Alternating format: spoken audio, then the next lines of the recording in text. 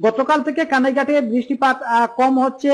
ভারতের চেরাপুঞ্জিতে একইভাবে বৃষ্টিপাত হওয়াতে কানাইঘাটে বন্যার পানি কিছুটা কমতে শুরু করেছে। আজ বুধবার কানাইঘাটে সুরমা নদীর পানি বিপদসীমার 83 সেন্টিমিটার উপর দিয়ে প্রবাহিত হচ্ছে। গতকালের তুলনায় আজ সুরমা নদীতে প্রায় 34 সেন্টিমিটার পানি কমেছে, যার কারণে কানাইঘাট পৌরসভা সহ উপজেলার বিভিন্ন এলাকার মানুষের বসতঘর থেকে পানি নামতে শুরু করেছে। তবে বসতঘর থেকে পানি সরে গেলেও এখনো অনেকের বাড়িতে পানি রয়েছে, আর যাদের বসতঘর থেকে পানি নেমেছে তাদের দুর্ভোগ বেড়েছে। বিশেষ করে কাঁচাগড়ের মানুষের দুর্ভোগের যেন কোনো অন্ত নেই। এছাড়াও বিভিন্ন গ্রামীণ রাস্তাঘাট কোনো পানিতে প্লাবিত। স্কুল কলেজের শিক্ষার্থী সহ সকল পেশার মানুষ এখনো তাদের বানের পানি বের করে চলতে হচ্ছে। এদিকে আমি যদি হাওর অঞ্চলের কথা বলি, তাহলে হাওর অঞ্চলের কোথাও বন্যার পানি অপরিবর্তিত রয়েছে, আবার কোথাও নতুন করে তা বৃদ্ধি পাচ্ছে। আমি হাওর অঞ্চলের দুজনের সাথে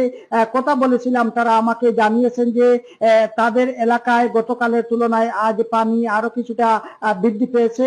সব মিলিয়ে বলা যায় যে এখনো বানের পানিতে কানাইঘাটের কয়েক হাজার মানুষ পানিবন্দী রয়েছেন। এদিকে আমি যদি বৃষ্টিপাতের কথা বলি, তাহলে গতকাল প্রায় সারাদিন কানাইঘাটে বৃষ্টিপাত হয়নি, বরং দুপুরের পর সূর্য মামার দেখা পেয়েছে এই জনপদের মানুষ। রাত্রে এবং আজ সকালে কিংবা বিকেলে কিংবা এই মুহূর্তে সামান্য হালকা বৃষ্টিপাত হচ্ছে। তবে গত রবি ও সোমবার যে মুষলধারে ভারী বৃষ্টিপাত হয়েছিল তার তুলনায় এটি কিছুই নয় বললেই চলবে। অনুরূপভাবে আমি জানতে পেরেছি ভারতের চেরাপুঞ্জিতেও প্রায় কানাইঘাটের মতো আবহাওয়া বিরাজ করছে। গতকাল কিংবা আজ বুধবার সেখানেও ভারী বৃষ্টিপাত হয়নি, যার কারণে উজান থেকে নতুন করে আর কোনো ডল আসছে না। এতে সুরমা নদীর পানি গতকালের তুলনায় আজ অনেকটা কমেছে, প্রায় 34 সেন্টিমিটার পানি কমেছে।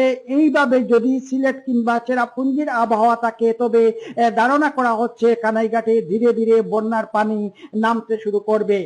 আমিনুল ইসলাম, কানাইঘাট, সিলেট থেকে।